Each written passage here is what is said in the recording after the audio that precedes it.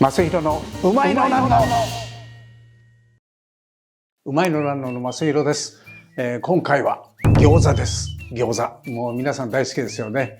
餃子といえば今町中華っていう言われ方しますが、どこの中華料理屋さんのメニューにも欠かせない一品で、点心なんでありますけども、餃子専門店っていうのもあります。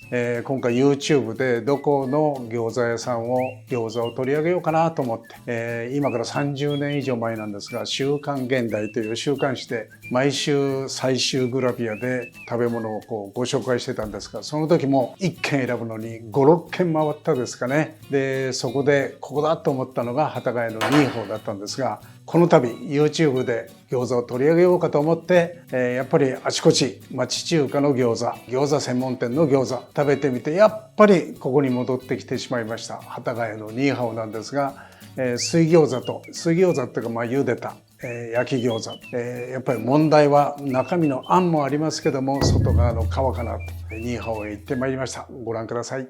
うまいのなんの。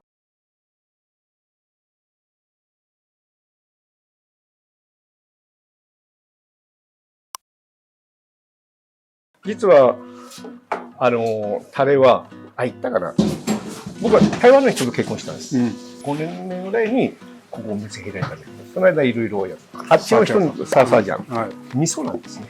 その時大飯店でたまにもらってくる時あるんですよ、それをもらってきて家で焼いて食べるタレ、彼女はこれを使われたに醤油と日本の酢とかね、いわゆるだから北京の作り方ある水餃子があって、台湾の方の地元の人もで、日本人の俺が日本でやってる。それ文化って言いますか。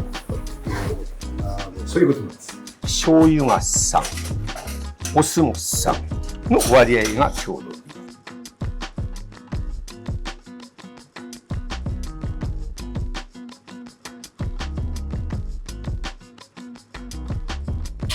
これが台湾産の、うちはたまたま使ってますけどね。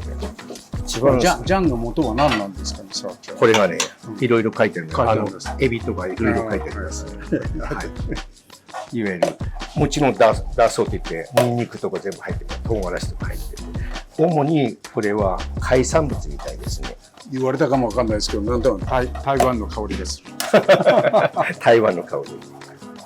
これ最初店作る時ね、いわゆるまだ缶詰が日本に入ってなかったんです。有機食品って調布の方にあるんです。あそこにね、そこに一斗缶電話してないから、じゃあ人らやってるって、まだタクシーも使えるほどお金持ちじゃないから持ってきて一斗缶持ってきて、それで1年ぐらい使ったかな。それから何年かしてこれが入ってくる。日本にも輸入されなかったんです。よく今考えれば、あんな一斗缶を電車で持ってきて歩いてここまで持ってきたと思って若かったんです昔は。じゃあこれをだいたい約1です。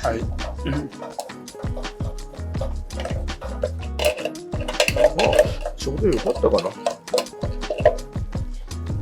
これどこ製の黒酢なんですか。黒酢はね、有線っていうミツカンのいわゆる黒いお酢なんですけど、今一斗缶しかないので、それをこれに分散するんです。有線っていうのを使ってます、昔から。お酢はやっぱり高い方がいいですね。サーサージャオ1、でこれはもう酢と思っていっぱい、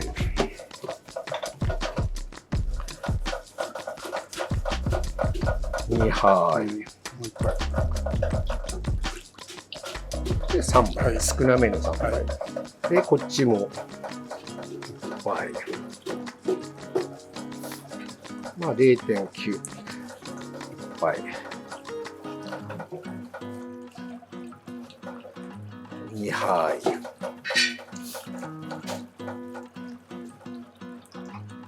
3杯ぐらいです。このお醤油はどこの？これはキッコーマンのいわゆる普通の醤油です。もちろん醸造のかなりいい味ですね。でこれで1対3対3。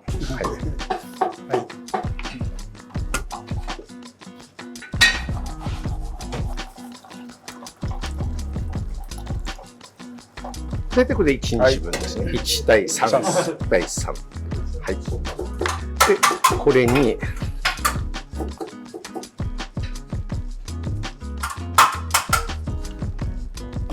大体これで1日分ですね。はい。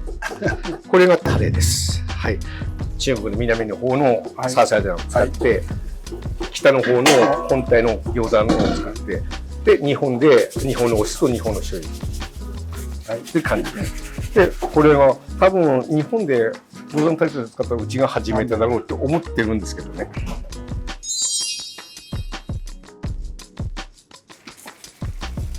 これが強力粉。実は習った時は強力粉だけだったんです。あの人たちはね。今考える。そしてでも僕は店作る時いろいろ試してみたら、ちょっとやっぱりブギブギするんですよ。で、薄力を少し混ぜる。5% かそのぐらいです。ふるいにかける意味っていうのは、で、もし全部通すとダマがなくなる。こういう手間を省いちゃう人がいるけど。そうです。天ぷらやる時だと何だって。絶対普通だったらね、これはふるいにかけますよね。で、現地の人たちが食べてるのは、現地の粉で使って、北京のあたりの国産だから、日本でいう四国あたりの中力粉に近い強力粉なんです。それを日本に来ると強力粉といっても、もうカナダとか、例えばウクライナとかあの辺から来ている、本当のイタリアのブリブリしたスパゲティの粉に近いんです。強力粉といって、それ作ってたけど、実際は薄力入れた方ぐらいが中国の北京あたりで作った人たち。同じ強力粉でも違うんですね、国によって。まず餃子専門店って言っても、市販の皮使ってるお店もあるんで、見てると。まあそうです。やっぱ考えそれがね。買ってきて、ビニール袋破って、それで包んで、おいおい、餃子専門店っていうのにこんなんでいいのって、皮はできれば自分のところでお作りなさいよ。それがね、だから大反対で言うと、そうなんですけど、規模なんです。お客さんがさ、こんなもの何百人も入る店だから、こなせないよね。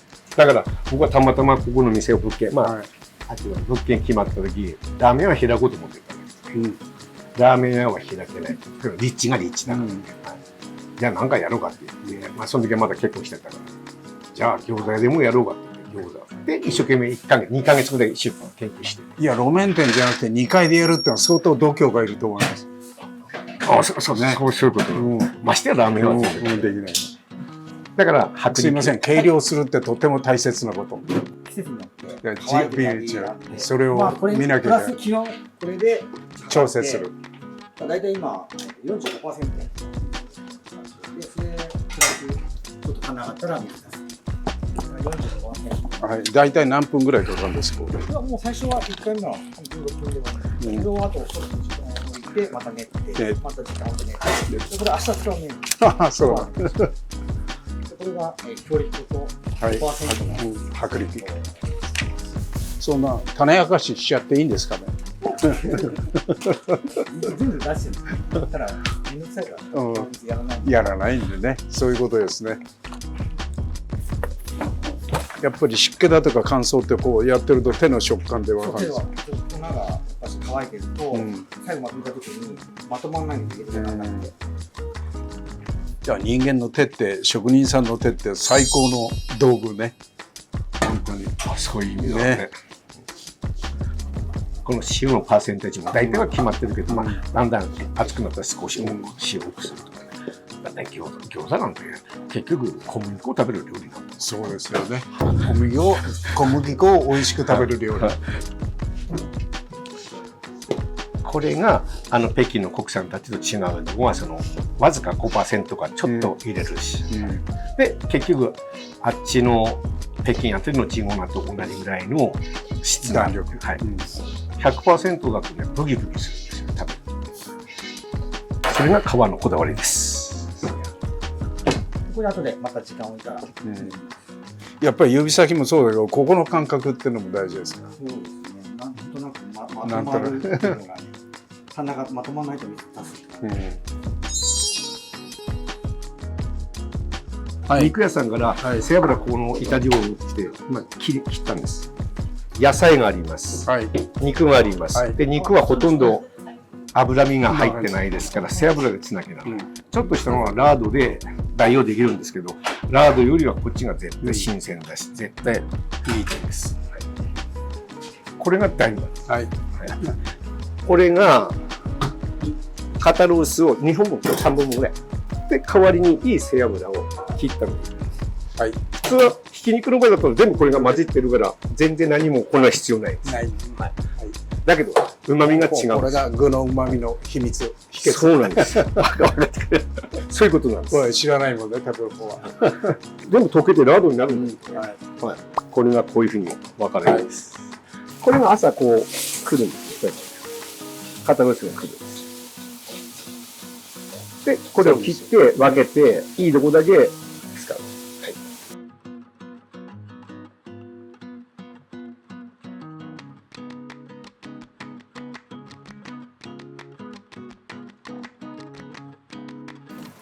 い。いい油だっていうの分かりますよね。変な匂いがしない。ね、全然うまそうな。よくラーメン店に乗ってる最近これは取れないらしくて、これやってるラーメン屋さんが多い。一番肉屋さんです。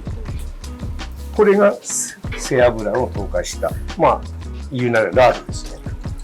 本物のラード。まず肉は肩ロースを使う。決してロースの肉じゃなくてね、一番繊維が密な食べて歯ごたえがある。でなおかつさっきみたいに余分な油を除いて、で新しい背脂があった。これがまあひき肉の違いだよね。お客さんこんなこと知らないんですよ。知らないね。だけど食べてていつ食ってもなんとなく飽きが来ないっていうかね、別に嫌味も感じないし、いい背脂。そういうこと。はい、40年前から。もうずっともう昔から。今度は43年目になるんですよ。おかげさんでですよ。はい。これが今日の薬味。はい。ネギと煮だ。はい。で、これが白菜とキャベツ。もう絞ってあります。で、これが肉です。で、これを、で、味付けはもう簡単なんです。生姜が入るです。あと、醤油とごま油。はい。別にいっぱい味付けることないんです。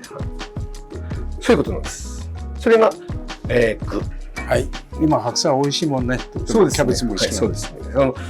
キャベツが美味しくなって安くなったら、キャベツの方割合を多くする。なるほど。今、まあ、白菜だったらまだ4。白菜結構高いんで。高い。だから4ぐらいにして、キャベツが与えて、それは商売。で、ここでね、商売として、店としてやる、台風が来ても、この間みたいな長雨が続いても、店をやらなきゃならない。干さないんです。干さないで絞るんです。これだけは嘘なんです。だから、本当はなんかバンさんたちが言うには、お天気いいな、今日は餃子作ろうって言ったら、屋上にうちら持ってって干してくるんです。キャベツはね。で、切るんです。そうやって食べるのは本物ね。東京電力の料理学校があった、料理教室があったんですよね。で、何回かいつも、マスターたまにうちに来てくれよって言って教えた時、その方法をやりました。それやっぱ美味しいんです。前の日にキャベツと白菜をうちのベランダで干して、で、持っていくんです。そして、これは干したんだよって言って、あそこに A、B、C ってやって、A がその干すって書いてあったんです。だから今は商売だから、これだけやってます。はい。そういうことなんです。はい。本当は干したのがやっぱり一番大事ですね、本当はね。薬味は、ただ、まあ、これも薬味とは薬味ですよね。お願いします。いつもやってる。いつもやってる人がいい。そうです。3.3 の 6.7 で、全部これで10なんです。で、それの 3.7% の背脂。だから37グラム。それの3分の2の量の醤油と3分の1の泡。これも長い経験上でこうなってきた。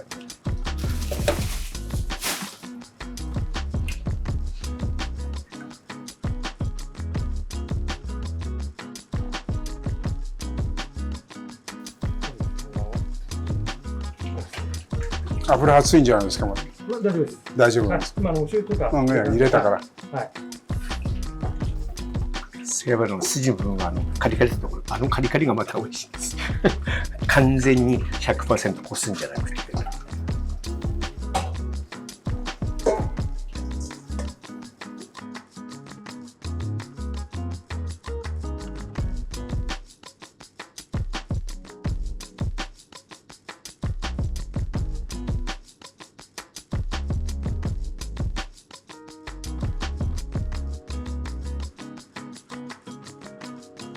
何にも餃子やりたいって言って習いに来た人いっぱいいますけどね、この作業とかいろんなこんな面倒くさいやらない、皮は皮をピンク使おう、それ意味がない。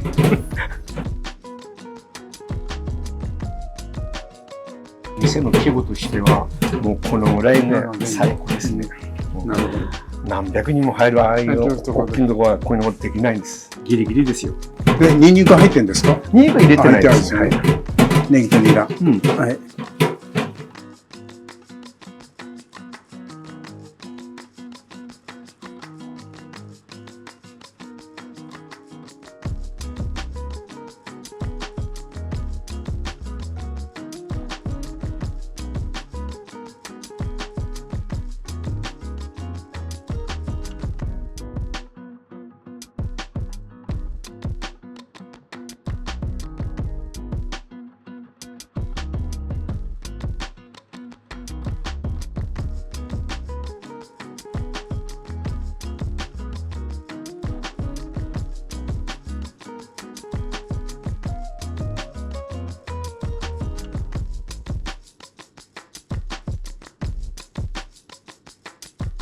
で、これは作りたてが、出来たてが美味しいんですか？そう寝かした方がいいんですか？それがね、いろいろあるんです説があるんです。実は北京の国産たちは、ほとんど焼き餃子食べないんです。食べない。はい。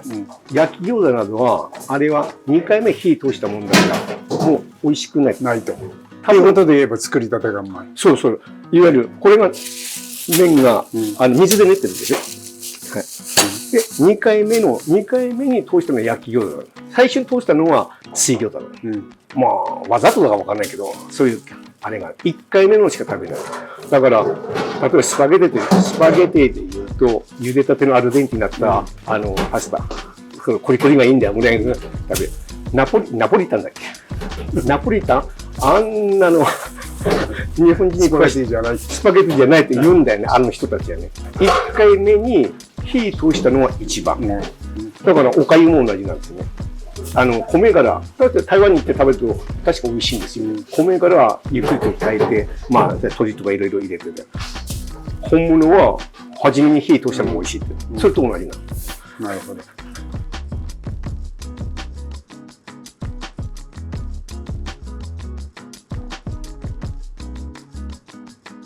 汚いもんで、ちょっと、やっぱり、ちょっと塩味があるんですね。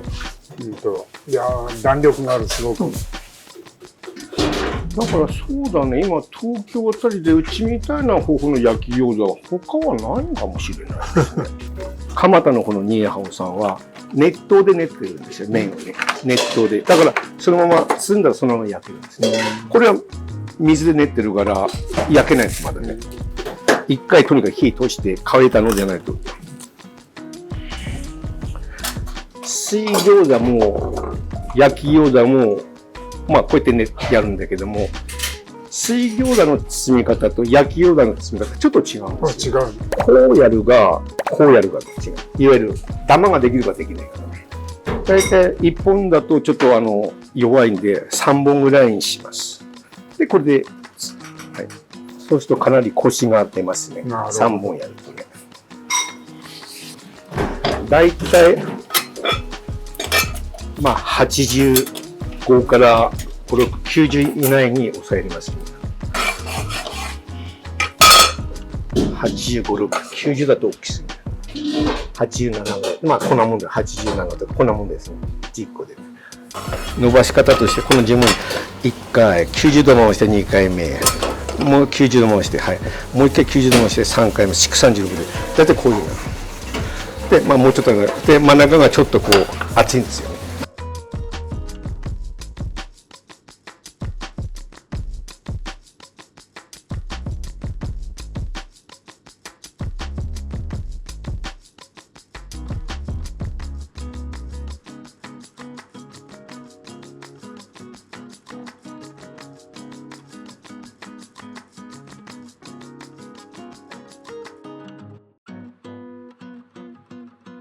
で、大きさがだいたい22、3ぐらいになるんですよ。だから皮が8グラムぐらいだったら、あんこが10人ぐらいかな。そのぐらいの割合が一番美味しいですね。焼き餃子ここまで同じなんです。でこう両側にこう持ってってかぶせるんです、はい、これが焼き餃子と、一方で水餃子は片っぽだけひだつけるんです、はい、こうじゃなくて両方じゃなくて片っぽだけで、こっちもこっち側に片っぽだけ。これはなぜなんですか？いわゆるダマが、水餃子の場合はダマがあるとゴツゴツで食べるんだよ。で焼き餃子はこのダマが焼くからパリッとなってる。揚げはどうなんですか？揚げは揚げ餃子。揚げ餃子は焼き餃子の方が焼き餃水分飛ばしておくんです、それが揚げ餃子なの。テレビの CM じゃないんだけど、おばあさんがゆっくりと軒先にバラで吊るしておいて、そして揚げ餅っていう、いわゆるカラカラに水分が飛ばないと揚げれないです。天ぷらみたいなですね、はい、それが揚げ餃子、で焼き餃子はあまりパラになると美味しくないんで、ほどほどできてからすぐ、いわゆる冷めたらすぐ焼けると同じって。ただ焼き餃子と揚げ餃子はもともと同じものです。ただ揚げ餃子は1日か2日前に作って冷蔵庫に入れて水分飛ばすんです。そうしないとなかなかいい揚げ餃子できないですね。よし。はい、いきます。これ焼き餃子作ります。はい、いきます。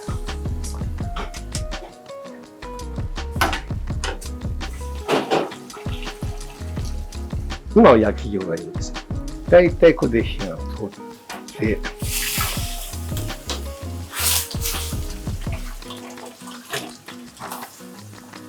ひき肉じゃなくて塊肉だから火が通らない可能性ある。よく火通します。で、ある程度、サウナでいうと水風呂に入ってる。で、もう一回サウナ。皮がそんなにだれないうちにちゃんと中まで火が。ずっとやっていくと皮がだれちゃう。はい、で、中が火が通る頃に皮がベロベロ。だってボイルの時間が短すぎるとうまく焼けないんですよね。一回で十分です。で、これで上心の方にもち粉1ぐらいの割合でブレンドしたもの、そしてこれを湯煎してちょっとのり状にしておくんない。それを後で豆腐でつかして、そうするとこれにも水分があって焼くときにちゃんと中まで熱が伝わりやすくなる。ただ米ない。最初はだから上心粉など上心粉米のこのさっきのあれに強力に混ぜたりしていろいろ研究したんですけどね、結果的に最後にやりながらテレビ見てたらフライパンに宣言がしてて、新薬で見てダイヤモンドをコーティングしたので、コーティングすればいいんだで、この方これでですね、大体こんな感じで6、いや、例えばちっこいやっていいですね。こうやって表面にただコーティングするだけ。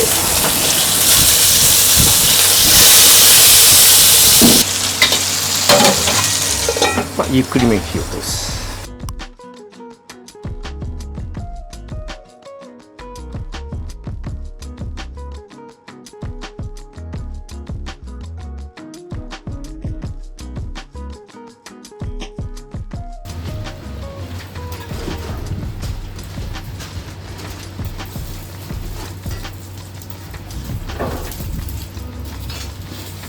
はい、OK です。いいかな。こういう感じ。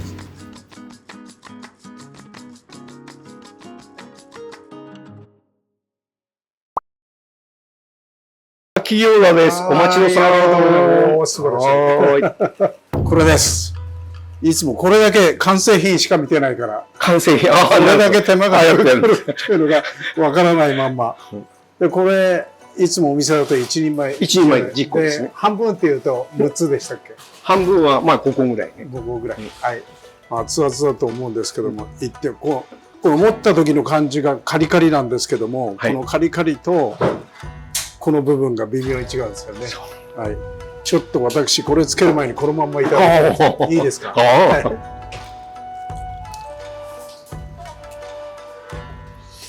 うまい。絶対他にない。いやまさか最初に茹で上げといたやつを焼くとは思わなかったです。そういうことなんでもそうじゃなかったらできないですよね。そうなんです。食べちゃうだけで中が生で。はい。はい、じゃあ次はこの次タレを作ってみつけててください。そういただいて。そうこっちからも音がしますよね。北京の味と台湾の香り。南の日本の醤油とね。でしかも中がひき肉じゃないから肉の弾力、噛み応え野。菜の香り、もう最高ですよ。でそんなに味はないんだけど、うん食べた感じします。おお、今度は水餃子、これ。ありがとうございます。いや、なんとみずみずしい。いただきます。こうもう見ただけでむっちりしてるっていうのはわかりますよ。このまんままずいただいてみよう。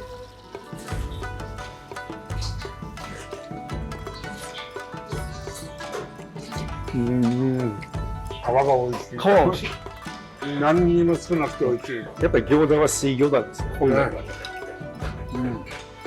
餃子のむっちりした皮も歯ごたえがある。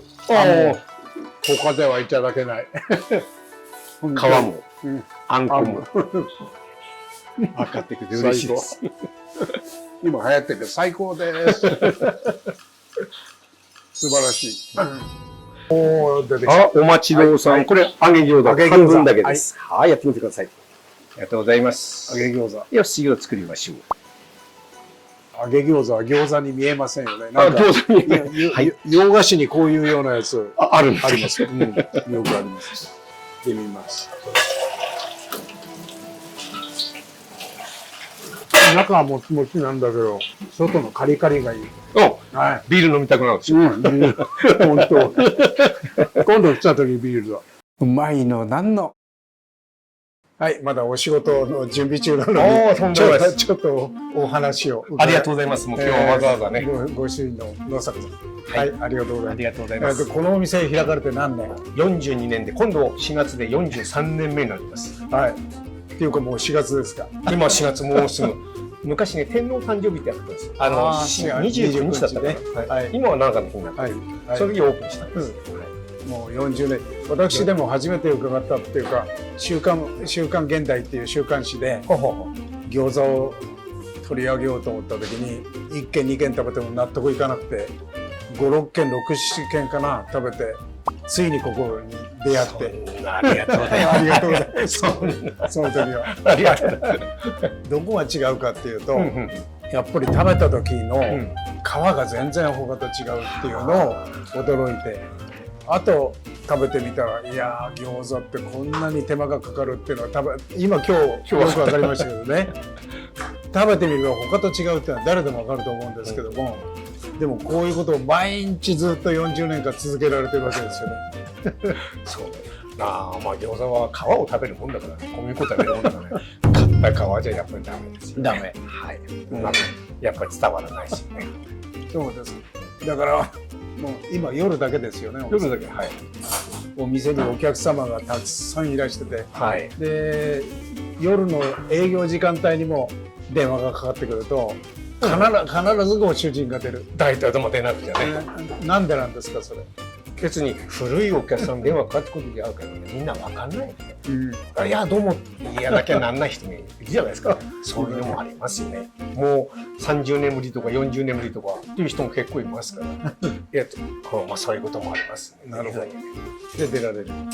そうやっぱりお客としては安心感があると思うんですね。それでねきっと。はい、それで伺いたいのは、餃子のお店っていうことですけど、餃子以外も料理たくさんですよね実は。もうできるだけ餃子に絞ろうと思ったんですけど、ここ2回ですね。でいわゆるお酒が出ないと商売にならない。なるほど。大きい店で修行したから、まあ何でもできるんだけど抑えてるんです。本当変な言い方で何でも2回だからっていうことで。そういうことなんです。なるほど。あってで餃子3種類って初めから3種類作るんです。最初はね水餃子と焼き餃子だけ。それから4、5年経ってオープンしてから10年4、5年経ってから揚げ餃子もどれが一番人気があるんですやっぱり焼き餃子。か？はい、焼き餃子。これが不思議なんでね、北京の国産たちはみんな水餃子水です。餃子ですよね。でもみんな、まあ、ビールにはぴったしだから、野沢さん自身は好みはあるんですか？僕も焼き餃子実はビールの最焼き餃子ってやっぱりもっちりしてるムチムチしてる皮と、はいカリッとしたとこと香ばしさと、高。なんか僕らがイメージする餃子のいいものが全部入ってるような焼き餃子ですよね。そうですか。いやもう本当に今日一から全部あんなに秘密を見せちゃっていいんですか？誰もやらない。結構みんな習いに来るんですよ。あ、そうですか。結局やらないんですよ。結局やらない。やらない。うん皮は買っちゃおうよ。何？ひき肉あるじゃない。ひき肉がいいよ。なってしまう。なだからいくらこうお披露目しても真似真似しないから多分うちみたいな焼き餃子はさっきみたいなことやれば東京ではうちぐらいしかないと思う。いやないです。多分きっとないと思います。でもこれもうお客さんが本当に大勢の席数のとこじゃやれないですよね。これね規模なんですよ。僕が習った店は何百人も入る店だったんで、本当はちゃんと出したいんだけど仕方ないからこれ出してその奥さんたち習ったお店っていくつぐらいの時に入られたの？ 23ですね。あだから遅いんですよ。遅い遅いですよね。もうその時ね、うんあの頃はみんな中学卒業してからみんなもうその職人の道に入る人ばっかりしてた。なんでそういうふうに遅くなっちゃったんですか？最初は普通の会社員だった。だったんですか？それからあの頃はなんかそうね、アメリカに行くのが流行りだったの。なんかアメリカを見てみようとかなんだかっていうのなんだけど、小田真さんだからいっぱい本が出てて、おし俺もアメリカに行こうと思って、大学出てなかったからそういうことに。いや会社に入ったけどもう先が見えるんですよね。ああ大学に行けばよかったかなって感じだったんです。でもアメリカだったらまだ可能性があるんだなと思ってそうやって英語学校2年間にブラブラしてたんです。でも結局金が足りなくて行けなかった。行けなかった。はい。それでたまたまブラブラした時この道のその英語学校で一緒になった人がなんだこういう世界があるよ。うちに来ないと。うちっていうかこういう世界に入れば別に学歴は関係ないんですよ。そういう世界で入ったんです。それが23。遅かったんです。じゃあそういう料理を作ることお好きだった？作ることっていうより食べるのが好きだったね。食べる。実はだから高校卒業する時わざわざ東京に大きな会社だったんで会社に入社試験を受けに来て自分で一人抜けて天ぷら食べてたことは覚えてます。それはすごいわ。新橋のあの辺だったね。宿場の辺だった。だから食べるのは興味あったんだな。なるほど。そういうことなんです。そうですか。そうか。言ってこの道に紹介されて入った。素敵なお店なんで。ありがとうございます。はい。もうまだまだでもご存じない方たくさんいらっしゃると思うんで。はい。こういうふうに手のかかる業界やってる。手のかかるっていうことをみんながきちんと認めないとだんだんやる人が本当に少なくなっちゃう。ね。まあニーハオさんは絶対これは。手間をかけるっていうことが美味しくなるっていうことを分かってらっしゃるから、まあ、そういう方がやるところをお客さんがちゃんと知ってるからまずは続くけどこういうお店がもっとあってもいいよなって思うんですけどお店としてはやらないからね来てくださる。本当にごちそうさまでした。いやもう今日はわざわざそんなありがとうございます。何十年ぶりで何十年ぶりです。はい。ありがとうございます。たくさん見てくださると思います。はい。お客さんってありがたいですよね。これ手のかかったこと知らなくてもなんとなく美味しいと分かってくれるんだから。分かるんですよね。本当に。おかげさんでですよ。みんな手宣伝してくれてありがとうございます。何十年ぶりだ。美味しくいただきました。うまいのなんの美味しくいただきました。餃子はそれぞれお好みがあると思うんですけどもやっぱり出来合いの皮で包んだんではなくてやっぱり自家製の皮を、あんを包んで茹で上げたて焼き上げたて、こんなに美味しいかぜひお店に行ってみてくださいまし。美味しくいただきました。